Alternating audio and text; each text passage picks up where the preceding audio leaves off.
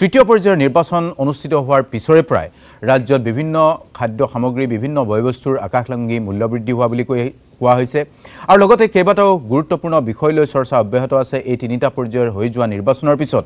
শাসক বিৰোধীৰ মাজত যুক্তিযুদ্ধ অব্যাহত আছে কোনে কিমানখন আসন দখল কৰিব এই লৈ চৰ্চা অব্যাহত আছে আৰু এই কেদিন বিশেষভাৱে চৰ্চা লাভ কৰিছে এটা বিষয়ে যে কেইবাখন আসনক লৈ বিশেষ চৰ্চা হৈছে সাধাৰণ ভোটাৰৰ মাজতো কেইবাগৰাকী প্ৰাৰ্থীয়ে বিশেষভাৱে দৃষ্টি আকৰ্ষণ কৰিছে ভোটাৰৰ আৰু বিষয়ে আজি আমি কথা পাতিম ষ্টুডিঅ'ত আজি কেইবাগৰাকী অতিথি আমাৰ লগত উপস্থিত আছে আমি স্বাগতম জনাইছো আমাৰ লগত কংগ্ৰেছৰ মুখপাত্ৰ উপস্থিত আছে সম্বিত শৰ্মা স্বাগতম জনাইছো আমাৰ লগত বিজেপিৰ মুখপাত্ৰ কল্যাণ গগৈ আছে স্বাগতম জনাইছো আৰু আমাৰ লগত ৰাইজৰ দলৰ সাধাৰণ সম্পাদক ৰাছেল হুছেইন ডাঙৰীয়া আছে স্বাগতম জনাইছো আৰু আলোচনাত সংযুক্ত হ'ব আৰু এগৰাকী অতিথি আমাৰ লগত অসম গণ পৰিষদৰ পাৰ্থ প্ৰতিম বৰা ৰাছেল হুছেইন মই প্ৰথমটো প্ৰশ্ন আপোনাকে কৰিব খুজিছো নিৰ্বাচন হৈ গ'ল তিনিটা পৰ্যায়ৰ নিৰ্বাচন অনুষ্ঠিত হৈ গ'ল যদিও বা দেশৰ বিভিন্ন প্ৰান্তত নিৰ্বাচন আৰু তিনিটা পৰ্যায়ত বাকি আছে তথাপিও কিন্তু এতিয়া চৰ্চা এনেকুৱা হৈছে যে কোনে কিমান আসন দখল কৰিব সেই চৰ্চা আছে কিন্তু হঠাৎ কিছুমান বস্তুৰ দাম এনেকৈ বাঢ়ি গ'ল যে মানুহে ভাবিবলৈ বাধ্য হৈছে যে এই নিৰ্বাচনত শাসক বিৰোধী বিভিন্ন দলসমূহে ব্যৱসায়িক গোষ্ঠীৰ পৰা চান্দা লোৱাৰ বাবে তাৰ ফল এতিয়া সাধাৰণ জনতাই ভুগিবলগীয়া হৈছে নেকি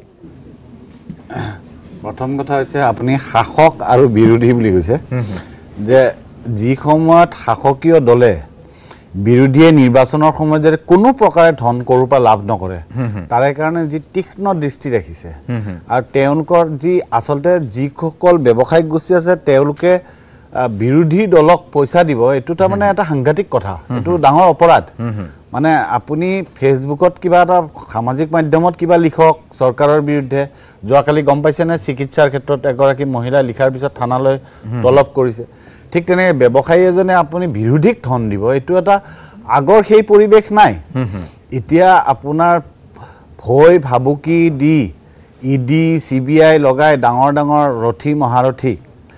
বিলাকক ধৰা হৈছে ধৰা হয় যি তেওঁলোকৰ ব্লেক মানিৰ নামত যি ব্লেক মানি কিন্তু চৰকাৰী ট্ৰেজাৰীত জমা হোৱা নাই তাৰে কাৰণে চৰকাৰী ট্ৰেজাৰীত জমা নকৰি যাতে বিজেপি দলত জমা হ'ব পাৰে তাৰ কাৰণে এটা বিশেষ ব্যৱস্থা কৰা আছে 2019 নিৰ্বাচনৰ প্ৰাক মুহূৰ্তত ইলেক্ট্ৰল বণ্ড এটা কৰিছিল আৰু সেই ইলেক্ট্ৰল বণ্ডৰ জৰিয়তে বিজেপি চৰকাৰে প্ৰায় 6,500 বিজেপি দলে যিমান টকা প্ৰায় 6,500 কোটি টকা যিমান পাইছে তাৰে সৰহ সংখ্যক ইডি আৰু CBI ৰেট মৰা ব্যক্তি বা প্ৰতিষ্ঠান আৰু একে সময়তে বিজেপিক যদি এই কথাটো কয় তেতিয়া কয় আন দলে পোৱা নাই জানো তৃণমূলে পাইছে কংগ্ৰেছে পাইছে আচলতে কি তৃণমূল কংগ্ৰেছ বা সমাজবাদী এইবোৰক যিসকলে দিব বিচাৰিছিল বা যিবিলাকে ডোনেশ্যন দিব বিচাৰে হেতু ক্ষেত্ৰত বিজেপি কিন্তু তীক্ষ্ণ দৃষ্টি তেওঁৰ তাত ডোনেশ্যন দিয়াৰ কাৰণে আকৌ ইডি পৰিব আৰু সেই কাৰণে সেই সকল ব্যক্তিয়ে আচলতে ইলেক্ট্ৰল বণ্ডৰ সুবিধাটো লৈছে এই দলবোৰক দিবৰ কাৰণে কিন্তু বিজেপিয়ে যি পইচা লৈছে সেই কেৱল ইডি পঠাই কলা ধন দেখা পায় আৰু এইটো বজাৰত মানে চৰকাৰী ট্ৰেজাৰীত নিদি বিজেপি দলত দিবৰ কাৰণে বাধ্য কৰে আৰু এতিয়া আপুনি যি মূল্য বৃদ্ধিৰ কথা কৈছে বিগত এই নিৰ্বাচনৰ 26 তাৰিখে যি অসমত তৃতীয় পৰ্যায়ৰ নিৰ্বাচন শেষ হ'ল তাৰ পিছত যি মূল্য বৃদ্ধি হৈছে এইটো আনুষ্ঠানিক নহয় এইটো হ'ল অনানুষ্ঠানিক কেনেকুৱা ধৰণৰ যে আজি যিবিলাক ষ্ট্ৰীট ভেণ্ডৰ আছে ৰাস্তাত শাক পাচলি বিক্ৰী কৰে তেওঁলোকৰ পৰা বিজেপিয়ে পইচা নলয় তাৰে এটা বিশেষ মানে সিন্ডিকেট আছে সেই সিন্ডিকেট নিয়ন্ত্ৰণ হয় এজন বিশেষ মন্ত্ৰীৰ অধীনত ঠিক তেনেকৈ অসমত প্ৰায় 50 লাখ কণী প্ৰতিদিনে লাগে তাৰে ভিতৰত থলুৱা স্থান মানে অসমত উৎপাদন হয় প্ৰায় 3 লাখৰ পৰা 4 লাখ কণী বাকিখিনি কণী যে বাহিৰৰ পৰা তাৰে এটা সিন্ডিকেট আছে ঠিক তেনেকৈ মাছৰ এটা সিন্ডিকেট আছে গাহৰিৰ সিন্ডিকেট আছে এই গোটে সিন্ডিকেটটো যেটো কন্ট্ৰোল কৰি আছে এই কন্ট্ৰোল কৰাৰ পৰা ধনবোৰ কৈছে সিন্ডিকেটৰ অভিযোগ নতুন নহয় মই আৰু এটা কথা কেৱল খাদ্য সামগ্ৰী নহয় ডাইল বা তেনেকুৱা ধৰণৰ যিবোৰ মই কি ক'ব খাদ্য সামগ্ৰী আহিম সিন্ডিকেটত যদি আগতে প্ৰতিদিনে 10 লাখ দিব লগা আছিল নিৰ্বাচন বুলি 20 লাখ দিব লগা আছিল আজি সেই কথা নিৰ্বাচনৰ পৰৱৰ্তী পৰ্যায়ত তাৰ সেই পইচাটো উসুল কৰিব লাগিব না ঠিক তেনেকৈ যোৱাকালি কণীৰ দাম আছিল 30টা কণীৰ দাম আছিল 180 টকা আজি 30টা কণীৰ দাম 210 টকা এক ৰাতিৰ ভিতৰত 30 টকা বাঢ়িছে এখন চৰকাৰ প্ৰধান অসমৰ মুখ্যমন্ত্ৰীয়ে বাৰে বাৰে কয় যে অসমক 5খন ভাৰতৰ শ্ৰেষ্ঠ ৰাজ্যৰ ভিতৰত আমি প্ৰতিষ্ঠা কৰিম সেই চৰকাৰখনে এতিয়া চৰকাৰ চলাব লগা হৈছে যে টাৰ্গেট দিব লগা হৈছে মদৰ বিপণী কোৱা হৈছে যে 4,500 লিটাৰ মদ বিক্ৰী কৰিব লাগিব আৰু 3,310 লিটাৰ বিয়েৰ বিক্ৰী কৰিব লাগিব টাৰ্গেট বিক্ৰী কৰিব লাগিব আপোনালোকে দৰকাৰ হলে ঘৰত হোম ডেলিভাৰী দিয়ক আৰু বিক্ৰী কৰিব লাগিব 3,800 কিমান কোটি টকা ৰেভিনিউটো 4,500 কোটিলৈকে ৰেভিনিউ বৃদ্ধি কৰিব লাগিব এয়া হল বিজেপি চৰকাৰ টাৰ্গেট দিছে কাৰণ মদ খুৱাই তেওঁলোকে চৰকাৰ চলাব লাগে ঠিক আছে ঠিক কেইবাটাও অভিযোগ আনিছে মই 50,000 কোটি টকা ঋণ লৈছে কেইবাটাও অভিযোগ চৰকাৰখনে মদ খুৱাই চৰকাৰ চলোৱাৰ বাহিৰে বেলেগ কোনো উপায় নাই ঠিক আছে কিন্তু তেওঁলোকে কয় যে ভাৰতৰ 5খন ৰাজ্যৰ ভিতৰত অসমক এটা ৰাজ্য এই যে মৰিচিকা এই যে মানুহক আবুৱা বৰা তেওঁলোকৰ বিজেপিৰ যে সপোন দেখাইছে এই সপোন দেখাৰ বাস্তৱ স্বৰূপটো এই যিখন মদৰ আবকাৰী বিভাগৰ নটিফিকেশন সেইখনৰ পৰা অসমৰ জনগণে বুজি পাইছে কেইবাটাও অভিযোগ প্ৰথম কথা যে সিন্ডিকেট চলিছে দ্বিতীয় কথা ইলেক্ট্ৰেল বণ্ডৰ নামত বা বিজেপিয়ে চান্দা লৈছে বিৰোধীয়ে চান্দা ল'ব পৰা নাই কেইবাটাও অভিযোগ ভাতৃ ৰাছেল হুছেইন ডাঙৰীয়াই কৈছে কেইটামান কথা আৰু বিৰোধী পক্ষ থাকি কিছুমান কথা ক'ব আৰু এইখিনি কথা কোনো নতুনত্ব নাই প্ৰথম কথাটো হ'ল যে আমিও বিৰোধী পক্ষত আছিলোঁ আৰু বিৰোধী পক্ষত থাকি পেলাই কেনেধৰণৰ সুবিধা অসুবিধা থাকে বা দল চলাবৰ কাৰণে বা কণ্ট্ৰিবিউশ্যন বৰঙণি দান বৰঙণি কেনে ধৰণৰকৈ আহে আমিও জানো যে শাসক পক্ষক বেপাৰী বা যিসকল ব্যৱসায়িক গোষ্ঠী থাকে তেখেতসকলে শাসক গোষ্ঠী কেনে দিব লাগে বা বিৰোধী পক্ষক কেনেকৈ দিব লাগে কেনেধৰণৰকৈ বিতৰণ এটা কৰিব লাগে তেওঁলোকে ভালদৰে জানে আৰু কৈ ইমানকেতো কৰি নপৰে ৰাজহুৱাভাৱে যে অমুকক ইমান দিলোঁ তমুকক তিমান দিলোঁ কিন্তু এটা চিষ্টেম আছেই সদায় এই চিষ্টেমটো আজিৰ চিষ্টেম নহয়তো স্বাধীনতাৰ পাছত যেতিয়াৰ পৰাই ৰাজনৈতিক দলবিলাক গঠন হৈছিলে বা ৰাজনৈতিক সকলো অভিযোগ সত্য বুলি মানি লৈছে নহয় এইটো কথা ঠিক হয় যে ব্যৱসায়িক গোষ্ঠীৰ পৰা ৰাজনৈতিক দলবিলাকে দান বৰঙণি লোৱাটো কোনো নতুন কথা নহয় চান্দা বুলি ক'বলৈ বেয়া পাইছে চান্দা কথাটো বা ঠিক আছে চান্দা বুলি নকৈ পেলাই মই বৰঙণি বুলি কৈছোঁ ঠিক আছে আচ্ছা দ্বিতীয় কথাটো হ'ল কি সিন্ডিকেটৰ কথাটো কৈছে ৰাছেল হুছেইন ডাঙৰীয়া সিন্ডিকেটৰ কথাটো আজি চলিছে নেকি বা কংগ্ৰেছৰ দিনতো এই অভিযোগ আছিলে এতিয়া এখন চৰকাৰৰ যাৰ চৰকাৰে নাথাকক আজি ভাৰতীয় জনতা পাৰ্টীৰ চৰকাৰে থাকক কংগ্ৰেছৰ চৰকাৰে থাকক এটা ডাঙৰ প্ৰত্যাহ্বান মই ভাবোঁ যে সিন্ডিকেট কিমান কম বেছি কৰিব পাৰে এইটো ক্ষেত্ৰত মই এটা কথা ক'ব লাগিব যিটো যিসকলে হয়তো বা সকলোৱে আজিকালি বুজি পায় যিটো অৰ্থনীতি বুলি কোৱা হয় যে ডিমাণ্ড আৰু ছাপ্লাই গতিকে মই এইখিনি কথাতে আপোনালোকক এটা মই কথা জনাব বিচাৰিছোঁ যে এই যে গোটেই নিৰ্বাচন প্ৰক্ৰিয়াটো যেতিয়াৰ পৰা আৰম্ভ হ'ল কাৰণ এটা কথা প্ৰডাকশ্যন ক'তো কমা নাই ভাৰতবৰ্ষত বা আজি অসমত যদিও আমি কনজিউমাৰ ষ্টেট হ'লেও আমাৰ যিখিনি দৈনন্দিন যিখিনি আমাৰ পাবলগীয়া যিখিনি উৎপাদন আমি পাই আছোঁ কিন্তু প্ৰধানতঃ কি হয় বস্তুবিলাক ডিষ্ট্ৰিবিউশ্যনৰ এটা মেজৰ এটা চেইন থাকে এই চেইন ছিষ্টেমটোত কি হৈছে যিসকল ইনভলভমেণ্ট থাকে ডিষ্ট্ৰিবিউশ্যনৰ ক্ষেত্ৰত ট্ৰান্সপৰ্টেশ্যনৰ ক্ষেত্ৰত ড্ৰাইভাৰসকল আজি ভাৰতবৰ্ষত 40% ড্ৰাইভাৰৰ অভাৱ ঘটিছে ডিউ টু নিজৰ হয়তো যিসকল ট্ৰাক ড্ৰাইভাৰ আছে নিজৰ গন্তব্য স্থানত গৈছে ভোট দিবলৈ বা কোনোবা হয়তো গোটেই নিৰ্বাচন প্ৰক্ৰিয়াটোত আওপকীয়াকৈ জড়িত হৈ গৈছে ঠিক তেনেকৈ দিয়ক লেবাৰবিলাকৰ কাৰণে লোডিং আনলোডিঙৰ ক্ষেত্ৰতো বহুত ক্ষেত্ৰত দেখিবলৈ পাইছোঁ যে তেখেতসকল এভেইলেবল নহয় এই ক্ষেত্ৰত এটা 40% এই গোটেই নেটৱৰ্ক ছিষ্টেমটোত এটা ব্যাঘাত জন্মিছে যাৰ ফলত কি হৈছে প্ৰডাকশ্যন আছে কিন্তু ডিষ্ট্ৰিবিউশ্যন হোৱাৰ কাৰণে বজাৰত ধৰক দাম বাঢ়িছে বা সেইটো ক্ষেত্ৰত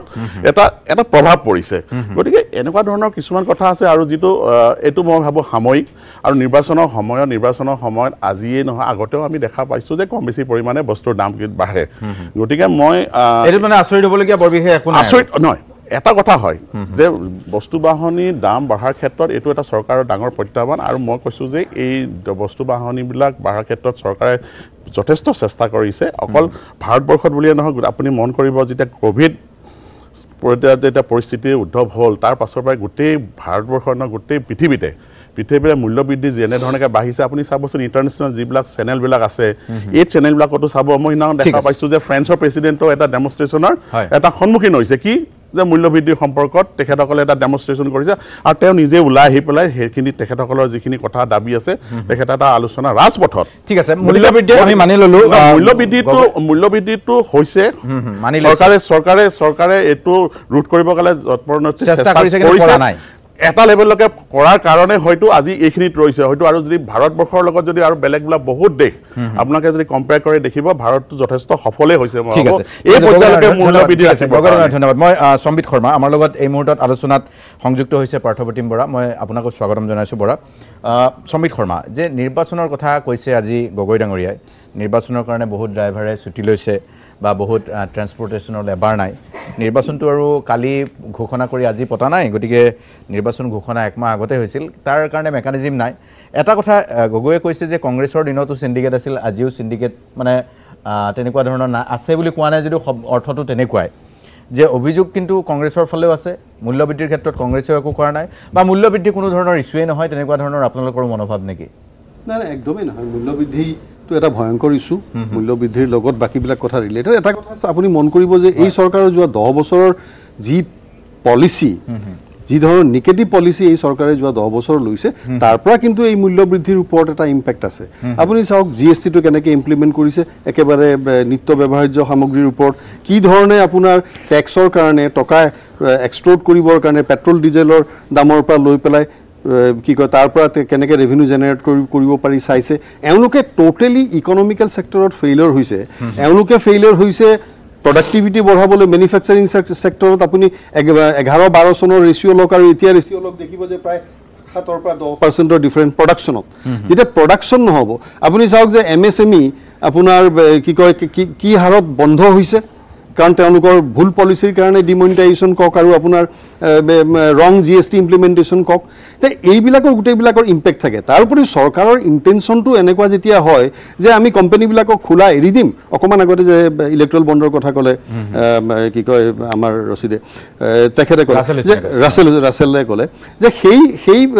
যেতিয়া ইণ্টেনশ্যন এটা চৰকাৰৰ যেতিয়া তেনেকুৱা থাকিব যে অকল আমি পাৰ্টিৰ কাৰণে কৰিম দুই এটা বস্তু তেখেতে মিছ কৰিলে মই এড কৰি দিছোঁ এইখন চৰকাৰে 10 বছৰৰ পৰা বিজেপি চৰকাৰে বিজেপি পাৰ্টিৰ কাৰণে প্ৰায় 60,000 কোটি টকাৰ প্ৰপাৰ্টি জেনেৰেট কৰিছে গোটেই দেশখনত আপুনি চাব ইলেক্ট্ৰল বণ্ডৰ হিচাপটোতো একেবাৰে বেলেগ তাৰ উপৰি প্ৰায় 60,000 কোটি টকাৰ প্ৰপাৰ্টি তেওঁলোকৰ এই আমাৰ ইয়াৰ পৰা ওলাই গ'লে আপুনি দেখিব যে আমাৰ বেলতৰ বশিষ্ঠ চাৰিআলিত সেই মস্ত বিল্ডিং তেনেকুৱা ধৰণৰ গোটেই দেশখনত কৰিছে তেওঁলোকৰ দিল্লীত থকা সেইটোতো একেবাৰে 7 ষ্টাৰ হোটেলৰ নিচিনা সেইবিলাক টকা ক'ৰ পৰা জেনেৰেট কৰিছে এওঁলোকে ইয়াৰ পিছত গোটেই সেই কৰাপশ্যন গোটেইটো আছে এতিয়া মই আপোনাক কৈছোঁ আপুনি চাব যে আমাৰ অৱস্থাটো কেনেকুৱা যে গ্লোবেল হাণ্ডাৰ ইণ্ডেক্সত আজি আমাৰ দেশৰ পজিশ্যন হ'ল 117 নম্বৰ 125টা দেশৰ ভিতৰত 117 নম্বৰত আমি আছোঁ এইটো যদিকে প্যাৰামিটাৰ হিচাপে যদি আপুনি লয় তেতিয়াহ'লে 2011 চনত আমি 67 ৰেংকত আছিলোঁ ৱৰ্ল্ডৰ আৰু আজি আচৰিত হ'বলগীয়া কথা বাংলাদেশৰ ৰেংক হ'ল আপোনাৰ 83 নেপালৰ ৰেংক হ'ল নেপালৰ ৰেংক হ'ল আপোনাৰ কি কয় 57 পাকিস্তানৰ ৰেংক হ'ল 102 তাতে আৰু আঙুলি দেখুৱাই থোৱাবলগীয়া কথা একো নাই এতিয়া কথাটো হ'ল এতিয়া মোক কৈ ল'ব দিয়ক মোক ক'বলৈ হ'ব দিয়ক আপুনি এটা দেখুওৱা নহয় আৰু অলপ এতিয়া আৰু এটা ইম্পৰ্টেণ্ট এছপেক্ট আপুনি চাব এই যে মই ক'লো যে ডিমনিটাইজেশ্যনৰ কাৰণে MSME বিলাক বন্ধ হ'ল MSME বিলাক বন্ধ হোৱাৰ লগে লগে গোটেই ৱৰ্ক ফ'ৰ্চটো rural area লৈ গৈ পেলাই এতিয়া চাওক rural economy এটা সাংঘাতিক ধৰণৰ এটা ফিগাৰ আছে rural economy যেটো ভয় লগা কথা যে আজি এগ্ৰিকালচাৰ বেস ইকনমিক যিকেজন মানুহ ডিপেন্ডেন্ট তেওঁলোকৰ ডেইলি আৰ্নিং হল 47 रुपीस আপুনি ভাবক যে 47 रुपीस যাৰ বস্তু জিটো ৰিফ্লেকশন কৰিছে তেওঁলোকৰ নিজৰ পলিচিতে যত কৈ আছে তেওঁলোকে যে আমি একাকি কোটি মানুহ কংগ্ৰেছৰ কথাটো শুনিলে এনেকুৱা লাগিব যেন এতিয়া খুব বেয়া অৱস্থা চলিছে একদম বেয়া অৱস্থা মানে ঘটনাটো কি হয় একো কৰিব পৰা নাই বিজেপি খুব বেয়া অৱস্থা তেওঁ ইনডেক্সৰ কথা কৈছে হয় হাংগাৰ ইনডেক্সৰ কথা কৈছে সৰি মানে তলত বুলি কৈছে ঘটনাবিলাক কেনেকুৱা ধৰণৰ ডিফাৰেন্ট অৰ্গানাইজেশ্যন বিলাক কিমান যে অৰ্গানাইজেশ্যন আছে গোটেই পৃথিৱীত বা ভাৰতবৰ্ষত একোটা এনেকুৱা ধৰণৰ ডাটা উলিয়াই দিয়ে তেখেতসকলৰ মান্যতা কি আছে তেখেতসকলৰ গোটেই ৰিকগনাইজেশ্যন কোন এজেঞ্চিয়ে কৰিছে আজি ধৰক মই ইনডেক্স কাৰ ইনডেক্স মানিম আমি ৱৰ্ল্ড হেল্থ অৰ্গানাইজেশ্যনে দিয়া 100 ইনডেক্স ৱৰ্ল্ড হেল্থ অৰ্গানাইজেশ্যনটো আমি নাচাওঁ মই আকৌ কৈছোঁ these are all dubious organizations world health organization dubious organization world health organization এনেকুৱা ধৰণৰ কোনো ধৰণৰ তথ্য প্ৰকাশ কৰা নাই দাঁতি ক'ব পাৰো কিন্তু কোনোবা হয়তো অৰ্গানাইজেশ্যন এনেকুৱা ক'ব পাৰে আৰু সেই অৰ্গানাইজেশ্যনবিলাকৰ মান্যতা ক'ত আছে মোৰ এতিয়াও সন্দেহ আছে তথ্য কি কয় মই পাঠ্যপুথি IMF এ কৈছে আমাক ইকনমিক ৰব এক সেকেন্ড মোক এতিয়া আপোনাৰ IMF এ কৈছে যে আমাৰ ইকনমিক কণ্ডিশ্যন এনেকুৱা যে পৃথিৱীৰ ৰেড এলাৰ্ট কেটেগৰীত আছো আমি যেটো কথা কৈছে পাকিস্তান বাংলাদেশ নেপালতকে ভাৰতৰ স্থান তলত যিখন কান্ট্ৰি ইকনমি যদি 5th লাৰ্জেষ্ট হ'ব পাৰে সেইখন কান্ট্ৰি হাংগাৰৰ যেটো যদি ডাটাটো দেখাইছে ওয়াৰ্ল্ড ওয়াইড এটো আমি কেনেকৈ মানি লম তেতিয়াহলে আমাৰ কাকি আজি ধৰণৰ কথা এখন দেশৰ ডাটা বেলেগ বেলেগ এইটো কথা মই ক'ব খুজিছো দল বেলেগ ডাটা বেলেগ বেলেগ মই পাৰ্থপ্ৰতিম বৰা আজিৰ তাৰিখত মিত্ৰজোঁটৰ চৰকাৰ মই আপুনি মিত্ৰজোঁটৰ চৰকাৰৰ অংশীদাৰ হিচাপে আপোনালোকৰ দল যে আজিৰ তাৰিখত কংগ্ৰেছৰ কথা শুনিলে এনেকুৱা লাগিব যে আজি একোৱে হোৱা নাই খুব এটা স্থবিৰতা আহিছে উন্নয়ন হোৱা নাই মানুহে এতিয়া মদ খাবলৈ মদৰ পৰা মদ বেছিকৈ খুৱাই মদ বেছিকৈ বিক্ৰী কৰি ৰাজহ গোটাবলগীয়া হৈছে চৰকাৰৰ অৱস্থা খুবেই বেয়া চাওক এইটো অপজিশ্যনৰ এটা নেচাৰে কি অপজিশ্যনে প্ৰত্যেকটো কথাতে গভৰ্ণমেণ্টখনক ব্লেম কৰা ডিফেম কৰা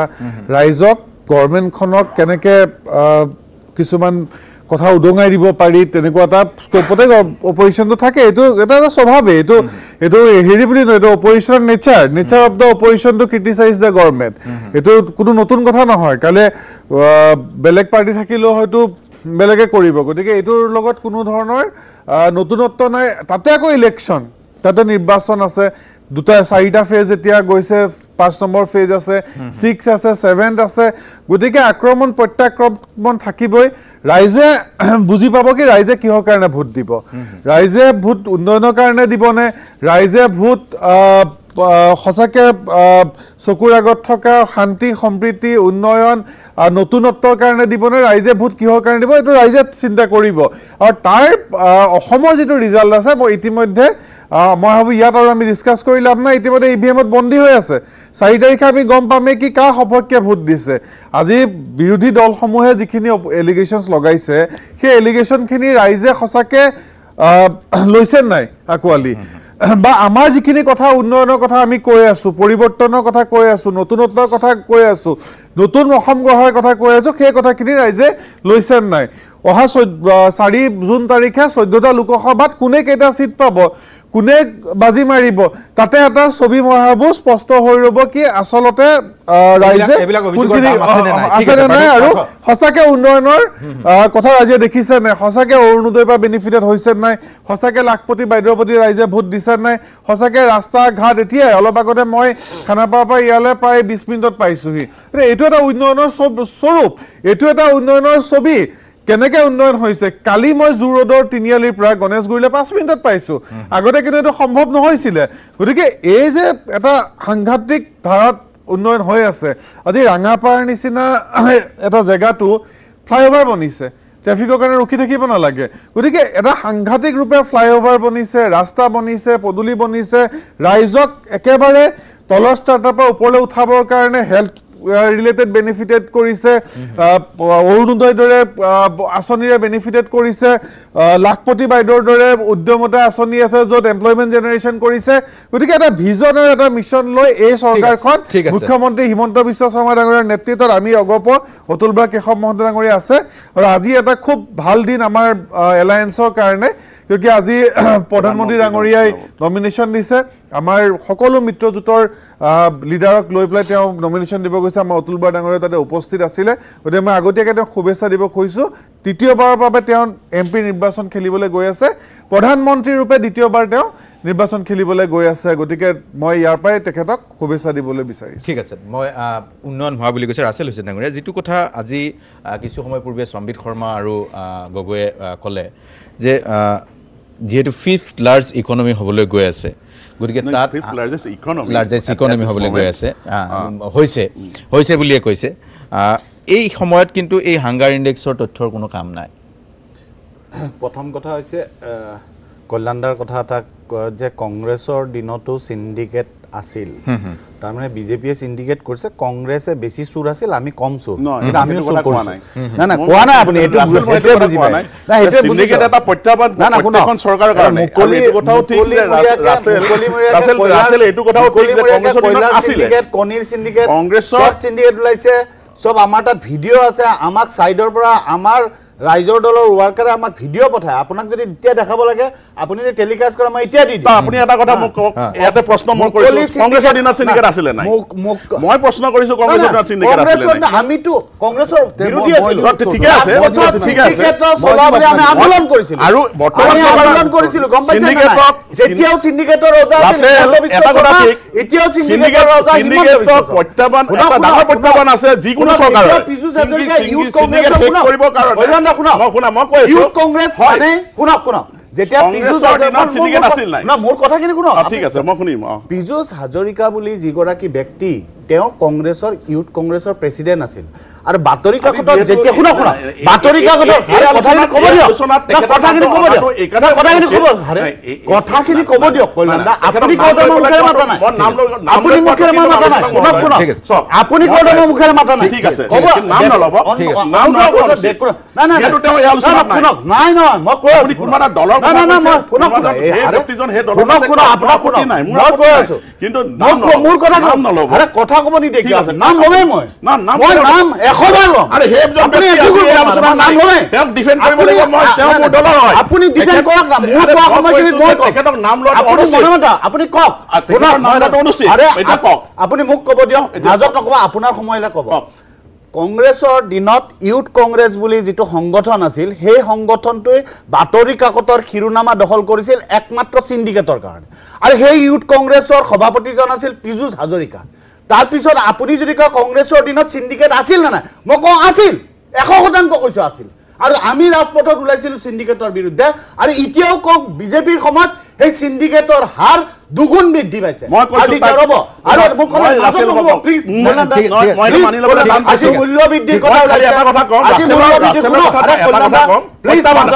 চৰকাৰৰ প্ৰত্যাহ্বান আছে সিন্ডিকেটৰ ক্ষেত্ৰত ৰোধ কৰিবৰ কাৰণে কিন্তু চৰকাৰৰ ডাঙৰ প্ৰত্যাহ্বান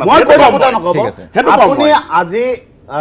আজি মই এটা কথা আজি আলোচনাটো মূল্য বৃদ্ধি হৈছে এটা কথাই সকলো ভাৰতীয়ৰ মনত এটা কথাই আহে 2014 চনত বহুত হুই মেহংগাই কি মাৰ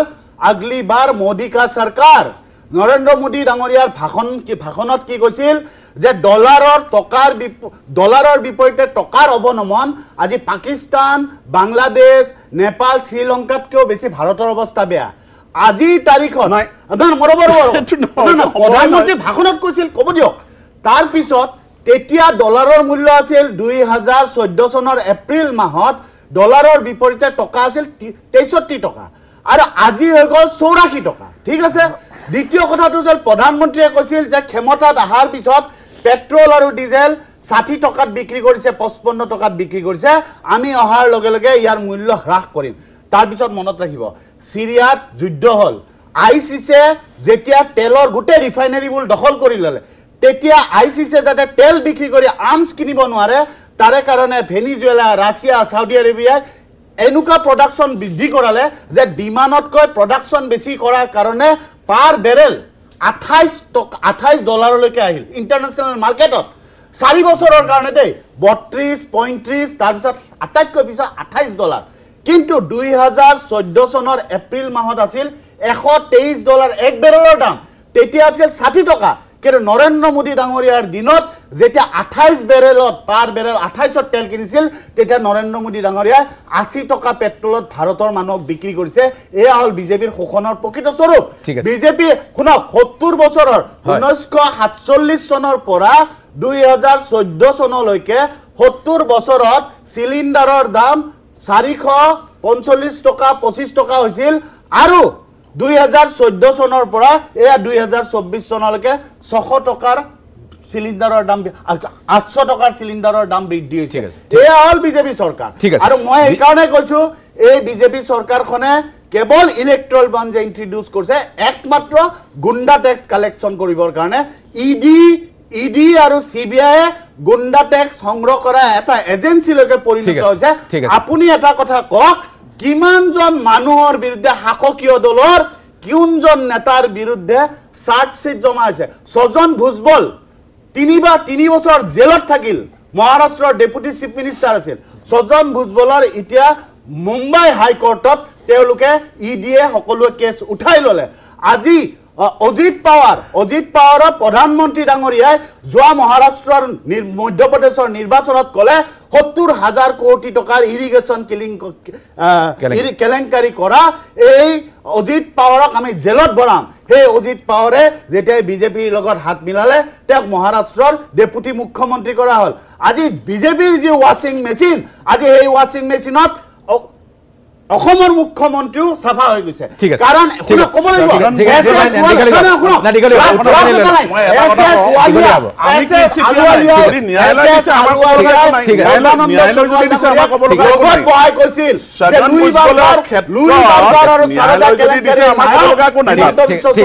আমি ক্ষমতা দিলে জেলৰ ভিতৰত ভৰাম মই কোৱা নাই বিজেপিৰ তত্ত্বাৱধায়ক প্ৰাক্তন সাংসদ আৰু প্ৰাক্তন কেন্দ্ৰীয় মন্ত্ৰীয়ে কৈছে আজি সেই তেখেত আজি অসমৰ মুখ্যমন্ত্ৰী এয়া হ'ল বিজেপিৰ শূন্য সহনশীলতাৰ প্ৰকৃত স্বৰূপ ঠিক আছে হুছেইন ডাঙৰীয়া দীঘলীয়া হৈছে মই জয়ন্ত কেইবাটাও অভিযোগ আনিছে মই একো নকওঁ আপুনি যি বিষয়টো সন্দৰ্ভত যি প্ৰতিক্ৰিয়া দিয়ে দিয়ক এটা কথা চাওক ন্যায়ালয়ত যিবোৰ কেছ চলি আছে যিমানবোৰ লিডাৰৰ ক্ষেত্ৰত তাত আমাৰ ক'ব লগা নাই ন্যায়ালয়ে যি বিচাৰ কৰিব আমি গ্ৰহণ কৰিম আজি ছগন ভুজবলৰ ক্ষেত্ৰত আমি চৰকাৰেতো একো কৰা আমি ন্যায়ালয়ত তেখেতৰ ওপৰত এটা ৰায় প্ৰদান কৰিছে আমাক ক'বলগীয়া কিটো আছে যদি কাৰোবাৰ কিবালগীয়া কৈছে ন্যায়ালয়ত তাৰ বিৰুদ্ধে এটা তেখেতসকলে তাৰ ওপৰত যদি উচ্চতম ন্যায়ালয় আছে যদি উচ্চ ন্যায়ালয়ত হৈছে ঘটনাটো যদি ছেছন কৰ্টত হৈছে উচ্চ ন্যায়ালয়ত কৰক উচ্চ ন্যায়ালয়ত হৈছে উচ্চতম ন্যায়ালয়ত কৰক আমাৰ ক'বলগীয়া একো নাই গতিকে এই যে প্ৰক্ৰিয়াটো যিটো চলি আছে পলিটিকেল ক'ৰবাত এডজাষ্টমেণ্ট হোৱাটো মই ভাবোঁ পলিটিক্সত there is no' permanent friend and foe' বুলি কথা এটা আছে কিন্তু তাৰ ওপৰত যিটো হেৰি কাৰণে যদি ন্যায়ালয়ত যদি কাৰোবাৰ যদি বিচাৰ চলি আছে কিবা ইনভেষ্টিগেশ্যন চলি আছে তাততো আমাৰ কোনো চৰকাৰ হস্তক্ষেপ কৰা নাই আৰু তাত যেনেধৰণকে ৰায় প্ৰদান হ'ব আজি এজেঞ্চিবিলাকে সেই ৰায় তেখেতসকলক চাৰ্জশ্বিট কৰি পেলাই যদি ন্যায়ালয়ত দিয়ে ন্যায়ালয়ে যি সিদ্ধান্ত গ্ৰহণ কৰে আমি প্ৰস্তুত সেই হিচাপে যদি আমাৰ দলৰ কোনোবা যদি উপ মুখ্যমন্ত্ৰী আজি অজিত পাৱাৰ ডাঙৰীয়া এটা উপ মুখ্যমন্ত্ৰী হৈ আছে আজি আমাৰ এলায়েন্স পাৰ্টনাৰ হিচাপে আছে তেখেতে যদি ন্যায়ালয়ে দোষী সাব্যস্ত কৰে আমিতো প্ৰস্তুত গ্ৰহণ কৰিবলৈ তাত আমাৰ কোনো তাক আমি হেৰি কৰিব লগা অপ'জ কৰিব লগা কোনো কথা নাই আমাৰ এইখিনি হ'ল বেছিক কথা কাৰণ কিয় ৰাছেল ডাঙৰীয়া এটা কথা চৰকাৰ এইটো চব যিখিনি ছগন ভুজবলৰ গোটেই ৰাছেল ছগন ভুজবলৰ গোটেই হেৰিটো বিচাৰধীন হৈ আছে ন্যায়ালয়ত আৰু ন্যায়ালয়ত আমি কৰিব লগা কি আছে তাতে আৰু আজি তেতিয়াহ'লে যদি ন্যায়ালয়ৰ ওপৰতো তেখেতসকলৰ কোনো যদি তেওঁলোকৰ যদি আস্থা নাই কথাটো ন্যায়ালয়ে কৈ আছে নহয় ইনভেষ্টিগেটিভ এজেঞ্চিবিলাকে ক্লিন চিট দি আছে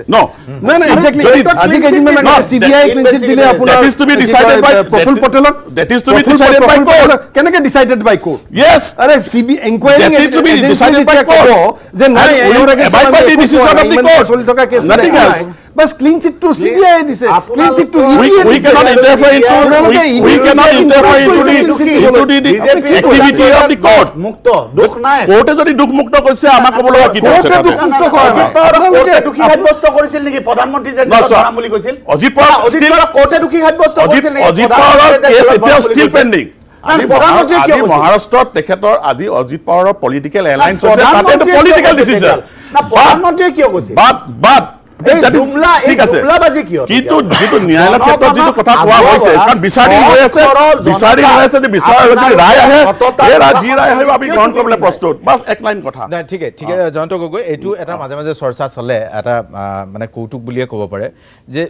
বিজেপিত ভৰ বেছি হৈছে বহুত মানুহ বেছিকৈ যোগদান কৰিছে তাত ইমান বেছি মানুহ লৈ লৈছে যে তাত দুৰ্নীতিগ্ৰস্ত কোনোবা অভিযোগ থকা দুৰ্নীতিৰ অভিযোগ থকা মানুহ হয়তো সোমাইছে সেই কথাটো আমি ভাবোঁ যে অলপ চিন্তা কৰা ভাল অলপ বিজেপিয়ে চিন্তা কৰা ভাল মই পাৰ্থৰ ওচৰলৈ আহিছোঁ যে আজি যিটো মূল্যবৃদ্ধি এই মূল্যবৃদ্ধিটো প্ৰত্যেকবাৰে বিৰোধীত যিয়ে থাকে নিৰ্বাচনী ইছ্যু হয় কিন্তু নিৰ্বাচনৰ পিছত আকৌ মূল্যবৃদ্ধি হয় এইবাৰো মূল্যবৃদ্ধি হোৱাৰ ক্ষেত্ৰত কিন্তু শাসক পক্ষক জগৰীয়া কৰিছে চাওক মূল্যবৃদ্ধিটো এটা খুব ইম্পৰ্টেণ্ট কথা কিয় সাধাৰণ ৰাইজৰ সাধাৰণ ঘৰ এখন চলিবৰ কাৰণে যিখিনি প্ৰয়োজনীয়তা সেইখিনি মূল্যবৃদ্ধিটো খুব বেছি হৈ গ'লে ৰাইজে চলিব দিগদাৰ হয় কিন্তু ৰেট অফ ইনফ্লেশ্যনৰো কথা আছে ইনফ্লেশ্যন হৈ থাকে বাঢ়ি থাকে কিন্তু ইট শুড নট বি মাছ মোৰ মানে ইনফ্লেশ্যনৰ ৰেটটোতকে যাতে পইচাটো যদি বেছি বাঢ়ি যায় তেতিয়া ৰাইজৰ চলিবলৈ দিগদাৰ হয় গতিকে প্ৰডাক্টিভিটি আমি ইয়াত বঢ়াব লাগে বাহিৰৰ পৰা বহুত খাদ্য সামগ্ৰী আহি আছে সেইখিনি কমাব লাগে আপুনি দেখিছে আজি বহুত দিনত আমাৰ কৃষি খাদ্য শস্য আদি উন্নত হৈছে গ্ৰোথ হৈছে আজি আমি বহুখিনি খাদ্য সামগ্ৰী বাহিৰলৈ পঠিয়াইছোঁ কিন্তু অসমখন এতিয়াও সাফিচিয়েণ্ট হোৱা নাই ফুড গ্ৰেইনত অসমখন এতিয়াও সাফিচিয়েণ্ট হোৱা নাই ফুড প্ৰডাক্টিভিটিত এই কথাখিনি লক্ষ্য ৰাখি পেলাই আমি মই ভাবোঁ কাম কৰিব লাগিব আমাৰ জাতিটোৱে আগুৱাই যাব লাগিব প্ৰডাক্টিভিটিৰ ক্ষেত্ৰত বিশেষকৈ অসমীয়া মানুহবোৰ আজিকালি খুব কম খেতিত নিয়োজিত মইতো গাঁৱৰ ল'ৰা আপুনি জানে জামুগুৰিহাটৰ ল'ৰা গতিকে আমাৰ তাতে চাব আপুনি খেতি পথাৰ বহুখিনি মানুহে খেতি নকৰে কিয় ভাল দাম নাপায় ভাল মূল্য নাপায় প্ৰডাক্টিভিটি যিমানখিনি হ'ব লাগে সেইখিনি নহয় তাৰ বাবে বহুখিনি বস্তুৱে জগৰীয়া কিন্তু গভৰ্ণমেণ্টে এটা ইনিচিয়েটিভ লৈছে মেক্সিমাম ৰিটেইল প্ৰাইচ যেটো মেক্সিমাম ৰিটেইল প্ৰাইচটো লৈছে ধানৰ ক্ষেত্ৰত আগতে য'ত 1200 টকা ধানৰ ক্ষেত্ৰত পাইছিলে এতিয়া 2400 টকা পোৱা হ'ল এবাৰ সৰিয়হৰ ক্ষেত্ৰতো কৰি আছে গতিকে এই বস্তুটো যেতিয়া আহিব যেতিয়া আমাৰ ফাৰ্মাৰ্ছক আমি যেতিয়া গুৰুত্ব দিম যেনেকৈ ৰাইজৰ দলে আজি বহু বছৰ ধৰি ফাৰ্মাৰ্ছৰ ইছ্যুক লৈ লাগি আছে মই ভাবোঁ মেক্সিমাম ৰিটেইল প্ৰাইচটো প্ৰত্যেকটো বস্তুৰ আমাৰ যিখিনি খাদ্য সামগ্ৰী প্ৰডিউচ হয় এনেকুৱা হয় বিলাহীৰ কেজি গুৱাহাটীত 40 টকা হৈ থাকিলে গাঁৱৰ ৰাইজে পেলাই দিবলগীয়া হয় আমাৰ বহুখিনি কোল্ড ষ্টৰেজ দৰকাৰ গাঁৱৰ এৰিয়াত গতিকে এই কথাখিনি মই ভাবোঁ এগ্ৰেছিভলি এটা আমি কৃষি ৰেভলিউচনৰ কাৰণে আনিব লাগিব য'ত অসমখন সেলফ সাফিচিয়েন্ট ইন ফুড গ্ৰেইন হ'ব এটা মই লাষ্ট আপোনালোকৰ জৰিয়তে মই অনুৰোধ কৰিব খুজিছোঁ যাৰ যিখিনি মাটি আছে সকলোৱে যাতে অকণমান খেতি কৰিলে মই ভাবোঁ অকণমানকৈ আগবাঢ়িব পাৰিব মোৰ দলীয়ভাৱে মোৰ ফালৰ পৰা ৰিকুৱেষ্ট আপোনালোকৰ থাকিলে খেতি অকণমানত অসমীয়া জাতিটোৱে অলপ গুৰুত্ব দিব লাগে প্ৰতিটো নিৰ্বাচনৰ পিছতে মূল্য বৃদ্ধি হয় দাম বাঢ়ে আৰু এনেকৈ ষ্টুডিঅ'ত টক শ্ব' হয় আৰু তাৰপিছত সকলোৱে কথাবিলাক পাহৰি যায় আমিও পাহৰি যাওঁ মই ৰাছেল হুছেইন ডাঙৰীয়া এইটো কোনো নতুন কথা নহয় নতুন অভিযোগ নহয় প্ৰতিটো নিৰ্বাচনৰ পিছত হয়তো 2026ৰ নিৰ্বাচনৰ পিছতো আমি আকৌ এনেকুৱা এটা টক শ্ব' কৰিম যে মূল্য বৃদ্ধি হ'ল গতিকে এই ধৰণৰ কথা চলি আছে ৰাইজৰ সমস্যাক লৈ মই আপোনাকে ধৰি যে ৰাজনৈতিক দলসমূহ বৰ বিশেষ মানে উদ্বিগ্ন নহয় তেনেকুৱা লাগে অভিযোগৰ আঙুলি হয়তো আপোনালোকৰ পিনেও টুৱাব পাৰে মানুহে না আমি যথেষ্ট উদ্বিগ্ন বিগত সময়ছোৱাত যেতিয়াই মূল্য বৃদ্ধি হৈছে আমি সংবাদমেল পাতিছোঁ আৰু এই ক্ষেত্ৰত আমাৰ সভাপতি অখিল গগৈ ডাঙৰীয়া হওক আমি সৰব ভূমিকা লৈছোঁ কাৰণ চৰকাৰখনৰ যি লাওলোৱা অৱস্থা মাত্ৰ মই আগতে ইতিমধ্যে কৈছোঁ যে মাত্ৰ 2.5 বছৰত তেওঁলোকে 50,000 কোটি টকাৰ ঋণ লৈছে 1947 চনৰ পৰা 2016 চনলৈকে য'ত অসমৰ ঋণ আছিল 43,000 কোটি টকা 43,000 কোটি সামথিং কিবা তেনেস্থলত আজিৰ তাৰিখত সৰ্বানন্দ সোণোৱাল ডাঙৰীয়াৰ যেতিয়া মুখ্যমন্ত্ৰী আছে 48,000 কোটি টকা আৰু এতিয়া এইখন চৰকাৰে 2.5 বছৰত 50,000 কোটি টকাৰ ঋণ লৈছে তাৰপিছত যিবোৰ ভয়ানক তথ্য আহিছে এতিয়া আপুনি কটন কলেজৰ কথা চাওক কটন কলেজ হ'ল উত্তৰ পূৰ্বাঞ্চলৰ স্বাভিমান এখন মানে প্ৰিমিয়াৰ এডুকেশ্যনেল ইনষ্টিটিউট তাতে এটা ষ্টেট বেংকে এটা প্ৰপ'জেল দিলে যে আমি এটা ঘৰ বনাম আমি ৰেভিনিউ জেনেৰেট কৰা আমি আপোনালোকক পইচা দিম সেই প্ৰপ'জেলটোৰ বেচিছত কটন কলেজৰ এক্সিকিউটিভ কাউন্সিলে 8 মাৰ্চত এখন কলে যে ইয়াত কটন কলেজখনটো অকল হেৰি নহয় মানে অথৰিটি নহয় ইয়াত সকলো stakeholder civil society student teachers যি সকলো ষ্টেক হোল্ডাৰৰ লগত আলোচনা কৰি এই বিষয়ে দিব পাৰিনে নাই ষ্টেট বেংকক হেৰি কৰিব পাৰে সেইটো বিষয়ে এটা তেওঁলোকে এখন ৰিজলিউশ্যন পাছ কৰিলে সেই ৰিজলিউশ্যনখনৰ ওপৰত বেছ কৰি ভাইচ চেঞ্চেলৰ ক'লে যে আমাক চৰকাৰে কৈছে যে নিজে মানে হেৰি ৰেভিনিউ জেনেৰেট কৰিব লাগে তাৰে কাৰণে এই 13 মেৰ দিনাখন এতিয়া কটন কলেজৰ এখন কমিটি বনাই দিছে ভাইচ চেঞ্চেলৰে যে কটন কলেজৰ মাটি বিক্ৰী তাত ষ্টেট বেংক নাই কৰ্পৰেট গোষ্ঠীকেইটা কটন কলেজৰ পাণ বজাৰত মাটি বিক্ৰী কৰিব নিজে ৰেভিনিউ জেনেৰেট কৰিবৰ কাৰণে চৰকাৰে ৰেভিনিউ দিব নোৱাৰে যে এই হতকাৰী সিদ্ধান্ত ভাইচ চেঞ্চেলৰজনটো কাৰ মানুহ আপুনি জানেই আৰু দ্বিতীয় কথা হৈছে যে কটন কলেজৰ মাটি বিক্ৰী কৰিবৰ কাৰণে নটিচ জাৰি কৰিছে নটিচখন মোৰ তাত আছে মই এতিয়া দেখাই দিব পাৰোঁ যে নটিচ ওলাইছে 13 মাৰ্চৰ দিনা কটন কলেজৰ মাটি 13 মে এই 13 মেৰ দিনা কটন কলেজৰ মাটি বিক্ৰী কৰাৰ এই ধৃষ্টতা ক'ত পালে তেওঁলোকে কটন কলেজৰ মাটিৰ এখন নৰ্থ ইষ্টৰ গৌৰৱ হয় নাই ই এখন প্ৰাইম ইনষ্টিটিউট আজি তেওঁ নটিচ জাৰি কৰি এতিয়া কৰ্পৰেট গোষ্ঠীক কেনেকৈ দিব পাৰি কি কৰিব পাৰি ৰেভিনিউ জেনেৰেট কৰিবৰ কাৰণে চৰকাৰে ৰেভিনিউ দিব পৰা নাই এই আজি যে লাওলোৱা অৱস্থা আজি কটন কলেজখনক এই হিমন্ত বিশ্ব শৰ্মা ডাঙৰীয়াই আগভাগ ল'লে যে বিশ্ববিদ্যালয় কলেজৰ পৰা বিশ্ববিদ্যালয় উন্নীতকৰণ কৰিবলৈ কৰাৰ পিছত আজি নিজে ৰেভিনিউ জেনেৰেট কৰিব দিয়াৰ কাৰণে তেওঁলোকে মাটি বিক্ৰী কৰাৰ কাৰণে এতিয়া নটিচ জাৰি কৰিছে এই 13 মেৰ দিনাখন এনেকুৱা ধৰণৰ অকল এয়াই উদাহৰণ নহয় এনেকুৱা অগণন ঘটনা আছে যে এই চৰকাৰখনে সকলো ক্ষেত্ৰত আজি মানে যি ধৰণে চৰকাৰী সম্পত্তি লাভত থকা বিমানবন্দৰ গ'ল অসমৰ গোপীনাথ বৰদলৈ বিমানবন্দৰ কাৰ নামত আছিল প্ৰথমগৰাকী অসমৰ মুখ্যমন্ত্ৰীৰ নামত আজি এখন আদানীৰ বিমানবন্দৰ লাজ লাগিব লাগে আজি স্বাভিমানৰ কথা কোৱা জাতি মাটি ভেটিৰ কথা কোৱা এখন চৰকাৰৰ লাজ লাগিব লাগে যে মানে লাভত থকা এটা অৰ্গেনাইজেশ্যন একমাত্ৰ আদানীৰ তোষামুট কৰাৰ কাৰণে বিক্ৰী কৰিলে আৰু তাৰ পিছতে প্ৰধানমন্ত্ৰীয়ে কয় যে ৰাহুল গান্ধীয়ে আদানীৰ পৰা কলা ধন লৈছে আৰু আদানীৰ পৰা ৰাহুল গান্ধীয়ে যদি কলা ধন লৈছে ইমান ধৃষ্টতা ইডি আপোনালোকৰ হাতত পাকঘৰৰ ভিতৰলৈকে গৈ বিছানাৰ তলত খুটি ফুটা কৰি কেনে আপোনালোকে নোট আছে নে চাই তাৰপিছত ৰাহুল গান্ধীয়ে কলা ধন ল'ব আৰু আপোনালোকে মুখ মেলি আছে প্ৰধানমন্ত্ৰীয়ে কয় যে ৰাহুল গান্ধীয়ে এটা আদানীৰ পৰা কলা ধন লৈছে আপুনি খুব গুৰুত্বপূৰ্ণ কথা এটা কৈছে যে কটন কলেজৰ যিটো বিষয় কটন বিশ্ববিদ্যালয়ৰ যিটো বিষয় উত্থাপন কৰিলে মই ভাবো কল্যাণ গগৈও এই বিষয়টোত নিশ্চয় মাটি বিক্ৰীৰ কথাত পক্ষত নিশ্চয় নাই ৰেভিনিউ জেনেৰেট কৰাটো আৰু মাটি বিক্ৰী কৰাটো একে নহয় ৰেভিনিউ জেনেৰেট কৰিব পাৰে কিবা প্ৰকাৰে ৰাছেল ডাঙৰীয়াই যিটো কথা কৈছে মই মোৰ হাতত কোনো তেনেধৰণৰ তথ্য নাই আৰু প্ৰথমবাৰ নহয় মই ঠিকেই আছে বাৰু মই প্ৰথমবাৰৰ কাৰণে শুনিছোঁ কিন্তু এইটো ৰাজহুৱা হোৱা নাই মানে ৰাজহুৱাকৈ হোৱাহেঁতেন হয়তো মই গম পালোহেঁতেন এইটো চৰকাৰৰ কি কেনেধৰণৰ সিদ্ধান্ত কিয় লৈছে এনেকুৱা কথাখিনি যদি চৰকাৰৰ ফালৰ পৰা মই নাপাওঁ বা আমি দলেও নাপাওঁ আমি তেনেকুৱা ধৰণকে কোনো এডমিনিষ্ট্ৰেশ্যন কেনেকৈ চলিছে চাব দেই কিন্তু এইটো কথা এখন চৰকাৰী মানে বিশ্ববিদ্যালয় এতিয়াও অট'নমাছ বডি হ'ল কিন্তু আগতেতো কটন কলেজখন সম্পূৰ্ণ চৰকাৰী কলেজ নহয় সেইখনৰ এনেকুৱা এখন নটিচ জাৰি হৈছে সেই নটিচখন আজি চৰকাৰৰ মুখপাত্ৰ দলৰ মুখপাত্ৰ সেইকাৰণে আজি কল্যাণ গগৈ ডাঙৰীয়া নাজানে তে এইটো চৰকাৰ এখন কি পৰ্যায়ত কেনেকৈ চলিছে এইখন নটিচ কিছুমান কথা হয়তো চৰকাৰৰ ভিতৰৰ কথা আমি দলৰ হয়তো মই এতিয়া দি দিম কথা জনাটো পাৰে দেখাই দিব এইখন নটিচ এইখন এইখন নটিচ বহুত দীঘলীয়া নটিচ আচলতে কটন ইউনিভাৰ্চিটি কেমেৰাটো দি দিব এইখন আছে যে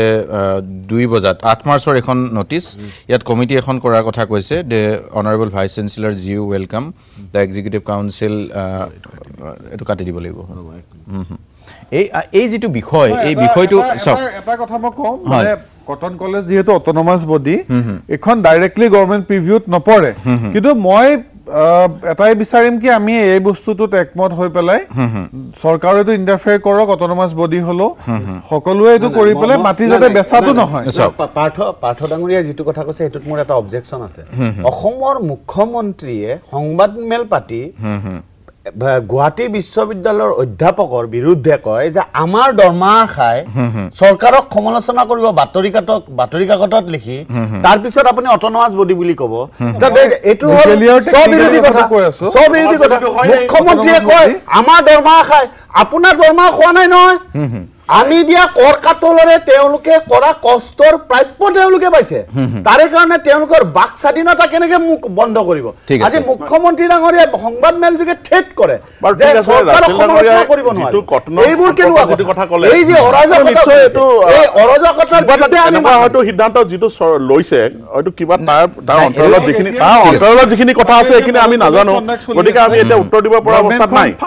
ঠিক আছে আমি বিষয়টো বাৰু বস্তুটো আমিও দলীয় প্লেটফৰ্মত ৰাখিম কল্যাণদাও ৰাখিম এই বস্তুটো চাই কটনৰ মাটি যাতে বিক্ৰী কৰা নহয় সেইটো নহ'ব চবেই একমত হ'ব কল্যাণদাও আগতেও এই সিদ্ধান্তটো কিয় লোৱা হ'ল যদি লোৱা হ'ল সেইটো কথাও আমি জানিব পাৰিব লাগিব বা জনাটো আমি নজনাকে আমি ক'ব নোৱাৰিম সেই কথাটো কটন কৰ্তৃপক্ষই ক'ব পাৰিব এনেকুৱা ধৰণৰ এটা সিদ্ধান্ত হৈছে হয়তো for the betterment of the organisation হ'ব পাৰে শেষত হয়তো কেনেকে এতিয়া প্ৰাইভেট গোষ্ঠীক মাটিটো দিব আৰু কেনেকে ৰেভিনিউ জেনেৰেট কৰিব তাৰে কাৰণে এই যে 13 মাৰ্চৰ যিখন মানে নটিচ সেইখন এখন কমিটি বনাই দিছে সম্বিত শৰ্মা কংগ্ৰেছৰ আপোনাক সুধিছোঁ যে আজি কেইবাটাও অভিযোগ আমি আলোচনা কৰিছোঁ কেইবাটাও বিষয় আমি চৰ্চা কৰিছোঁ আজিৰ তাৰিখত আপুনি ভাবে নেকি যে চৰকাৰখনে যি ধৰণে আগবাঢ়িব লাগিছিল সেই ধৰণে আগবাঢ়িব পৰা নাই বুলি আপোনালোকে অভিযোগ কৰি আছে কিন্তু কিছুমান কথা ইচ্ছা কৰিলে পাৰে যেনে ধৰক কটনৰ প্ৰসংগটো কটন সকলোৰে আবেগ ইয়াত থকা প্ৰতিজন ব্যক্তিৰে আবেগ চাই থকা প্ৰতিজন ব্যক্তিৰে আবেগ গতিকে কটনে যিকোনো কাৰণ বা পৰিস্থিতিতে মাটি বিক্ৰী কৰিবলগীয়া পৰিৱেশ এটা নহওক সেইটো কিন্তু সকলোৱে বিচাৰে এটা চাওক না মই আপোনাক এই কটনৰ ইস্যুটো লৈ পেলাই আপুনি ইনষ্টিটিউশ্যনবিলাক চাওক ইউনিভাৰ্চিটিবিলাক নতুনকৈ ক্ৰিয়েট কৰা ইউনিভাৰ্চিটিবিলাকত চাওক যে তাত যথেষ্ট ফাণ্ডৰ ক্ৰাইচিছ আছে টেম্পৰাৰী টিচাৰ লৈ পেলাই চাকৰি কি কয় চলাই আছে তেওঁলোকে ইউনিভাৰ্চিটি ইনফ্ৰাষ্ট্ৰাকচাৰৰ ডেফিচিট আছে নামত ইউনিভাৰ্চিটি বনাই দিছে ঠিক একেটাই কথা চেণ্ট্ৰেল গভৰ্ণমেণ্টেও IIM কওক বা IIT কওক বা এইমছবিলাক কওক এষ্টাব্লিছ কৰিছে কিন্তু তাক টোটেলি ফাংচনিং বা তাত কিমান ফেকাল্টি শ্বৰ্টেজ আছে আপুনি চাব যে IIMত প্ৰায় 42% মান ফেকাল্টি শ্বৰ্টেজ আছে IITত প্ৰায় 38% মান ফেকাল্টি শ্বৰ্টেজ আছে এইবিলাক ফেক্ট আপুনি এইমছত আপোনাৰ গোটেইকেইটা এইমছত যদি আপুনি চাই তাতো প্ৰায় 30%ৰ ওপৰত ফেকাল্টি শ্বৰ্টেজ আছে আমাৰ মেডিকেল কলেজবিলাক ষ্টেটৰ মেডিকেল কলেজবিলাকত প্ৰায় 33% ফেকাল্টি শ্বৰ্টেজ আছে এনেকেই চলাই আছে এটা ইস্যুটো হৈছে যে এই চৰকাৰে যে কিবা এটা কৰিব খোজে নহয় তেওঁলোকে সব কথা প্ৰপগেণ্ডাত চলে অকমান আগতে আমাৰ এই পাৰ্থপ্ৰতিম বৰাই তেওঁ ক'লে যে কি কয় খেতিয়কবিলাকক অকমান সহায় কৰিব লাগে এই চৰকাৰেটো খেতিৰ ওপৰত থকা গোটেই সাবসিডিখিনি হেক কৰি পেলালে নাই ৰব আপুনি প্লিজ নকব মই আপুনি কওঁতে মই কোৱা নাই নাই মিসকট নকৰিব মই কৈছো ৰাইজ ওলাই আহিব লাগে খেতি কৰিবলৈ আমি যথেষ্ট হয় ঠিক আছে ৰাইজ ওলাই আগতকে প্ৰডাকচন হ'ব আপুনি কথাটো কৈছো সময় দিকে নষ্ট কৰিব ওলাই কৰি থকা খেতিয়কবিলাকক এখন চৰকাৰে কি কৰিছে হাত সৰু ওপৰত 5000 কেনে এইটো যদি হয় মই আপুনি প্ৰত্যেকটো কথাত মই আপুনি মনে মনে থাকক প্লিজ এনেকে নহয় আপুনি মিসকট নকৰিব ক'বলৈ মিসকট নকৰিব নাই মিসকট বিৰাট ডাঙৰ কোট কৰিছে আপুনি মিসকট কৰিব ঠিক আছে মই আপোনাক কৈ দিছো আপুনি কৈছে খেতিয়কৰ কথা মই কৈছো ৰাইজ ওলাই আহিব লাগে খেতি কৰিবলৈ অসমীয়া ৰাইজ ওলাই আহিব লাগে খেতি কৰিবলৈ হৈছে আপুনি এই কথাটো ঠিক আছে প্ৰডাকচন বাঢ়িছে কথাটো আপুনি মানি লওক বোলে হয় প্ৰডাকচন বাঢ়িছে যোৱা 5 ডিবেট যদি হয় তেতিয়া হলে এই যদি ডিবেট হয় এটা ডিবেট প্ৰডাকচন বাঢ়িছে বুলি কৈ দিয়ক আপুনি এইটো মানক তে পুৰা প্ৰত্যেকটো কথা এটা কথা মই যাবলৈ কিন্তু যদি আপুনি তেনেকৈ কথাবিলাক কয় এইটো কি ধৰণৰ ব্যৱহাৰ অসমৰ বাজার এতিয়া কথা হ'ল কৈ দিয়ক উচিত কথাটো হ'ল এইটো উচিত কথাটোই মই কৈ আছো আপুনি কথাটো মিসকট কৰিছে বহুত উচিত কথা কৈছে আপুনি অকমান মনে মনে থাকক এতিয়া মোক কৈ ল'ব দিয়ক তাৰ পিছত আপুনি ক'ব আপুনি মোক নকব আপুনি এংকৰ নহয় এটো এৰিয়া ঠিক আছে আপুনি মই কলেটো মনে মনে থাকিব আপুনি কওতে মই এইখিনিটো ব্যৱহাৰ ঠিক আছে মানে কি আপুনি সৰিব মই প্লিজ ডিবেট মানে আপুনি সৰিব মই সৰিম নেকি প্লিজ কালচাৰ লৈ আহিছে প্লিজ না প্লিজ না এংকৰ পজিশন লোৱা নাই আপোনালোকে কথা এতিয়া শুনক মোক এংকৰ দিব আপুনি মই ক'বলৈ যাওক প্লিজ এইটো কথা নাই ঠিক আছে প্ৰডাকচন বাঢ়িছে এটো কথা মানিব লাগিব ঠিক আছে পাৰ্থ কিহৰ প্ৰডাক্ট আছে বাদ দিয়ক প্ৰডাকচন বাঢ়া কথালৈ বাদ দিও এওঁলোকে MSP টো দিলে নে 700 ওপৰত শহীদ হ'ল আজি কেইদিনমান আগতে আকৌ দিল্লীত আহি পেলাই কি কয় ধৰ্ণা দিবলৈ আহিছিল কি ধৰণে তেওঁলোকক লাঞ্ছনা কৰা দিয়া হ'ল কি ধৰণে তেওঁলোকক কোৱা হ'ল যে সদায় তেওঁলোক কেতিয়াবা খালিস্তানী কেতিয়াবা টেৰৰিষ্ট বা ট্যাঙ্কাৰ লৈ আহিছে সেই ট্ৰেক্টৰবিলাকক ট্যাঙ্কাৰ বনাইছে এই গতিকে এইবিলাক আৰু এটা কথা মই এতিয়া কওঁ বিৰাট উন্নয়নৰ কথা কয় 5 নম্বৰ কি কয় ষ্টেটলৈ নিম বুলি কয় আমাৰ ষ্টেটত এখন সৰু ষ্টেটত PWD ঠিকাদাৰৰ বিল কিমান দিবলৈ বাকি আছে কওকচোন ইয়াৰ আগৰ বছৰ কি কয় আপোনাৰ এছেম্বলিত ওলাইছিল সেই কথাটো প্ৰায় 5000 কোটি টকা আপুনি ইমাজিন কৰক 5000 কোটি টকা মানে প্ৰত্যেকটো ডিস্ট্ৰিক্টত আপুনি এভাৰেজ উলিয়াই লওকচোন কিমান হাজাৰ কোটি টকা দিবলৈ আছে ঠিক আছে কোৰ পৰা ইকন আচ্ছা আৰু এটা কথা মই এতিয়া কৈ থওঁ অকমান আগতে এই কি কয় কল্যাণ গগৈদা ক'লে যে আমাৰ দেশৰ ইকনমি আপোনাৰ 5th লাৰ্জেষ্ট ইকনমি মই এটা সৰু উদাহৰণ দিওঁ 5th লাৰ্জেষ্ট ইকনমিৰ এটা সৰু ডাটা এটা যে 70 কোটি মানুহৰ যিমান এছেট আছে তাত 21 জন মানুহৰ কিন্তু কৰ্পোৰেটৰ এছেট প্ৰায় ইকুৱেল এতিয়া এটো নতুন কথা ওলাইছে এতিয়া মই আৰু এটা কথা কওঁ যে 13 চনত আপোনাৰ পাৰচেজিং ইনডেক্স আহে যে আমাৰ মানুহে কিমান পাৰচেজ এতিয়া ঠিক আছে আমি 13 চনত আমাৰ দেশৰ পজিশন আছিল 3 ওয়াৰ্ল্ডত 3 নম্বৰ ৰেংকত তেতিয়া পাৰচেজিং ঠিক আছে আজি পাৰচেজিং এবিলিটি নাই কি আছে মই শেষ কৰিম অনুষ্ঠান শেষ কৰিব লাগিব মই পাৰ্থ লাষ্ট 1 মিনিট সব কথাটো হৈছে কি কোনোবা যদি ইউনিভাৰ্সিটি বনালে বেয়া পায় এটো কথা হ'ব না ফেকাল্টি সব থাকিব পাৰে কোনোবা যদি মেডিকেল কলেজ বনালে বেয়া পায় এটো কথা হ'ব নহয় কোনোবা ডক্টৰ কোন থাকিব পাৰে আমি এটা ভাল কৰিব বুজি পাইছে গুৰে কথাটো হৈছে কি মানুহ এটা পজিটিভ এপ্ৰোচ লৈ আগবাঢ়িব লাগিব মানুহে যদি অকল নেগেটিভ এপ্ৰোচ লৈ চিন্তা কৰি থাকে অসমখন আগবাঢ়ি তেনেকৈ ম্যাক্সিমাম ৰিটেল প্ৰাইস আগতে কম দিছিলে আৰে কো ইয়াৰ আগতে হৈছে 20 টকা কেতিয়া কৰিছে সবে বাদিয়া খৰিয়হৰ MSP কেতিয়া পাইছিলে ম্যাক্সিমাম ৰিটেল প্ৰাইস এতিয়া নতুনকে দিবলৈ লৈছে আপোনালোকে এটা স্বাগতম জনক কি ধানৰ পইচা দিবলৈ লৈছে হেৰিয়ত দিবলৈ লৈছে সেইটো সফিচিয়েন্ট হয় না MSP গাঁত 24 টকা ধানৰ দাম পাই আছে এতিয়া খৰিয়হত পাই আছে ধানৰ FCI না ঠিক আছে হৰমা বৰা আজিকালি ঠিক আছে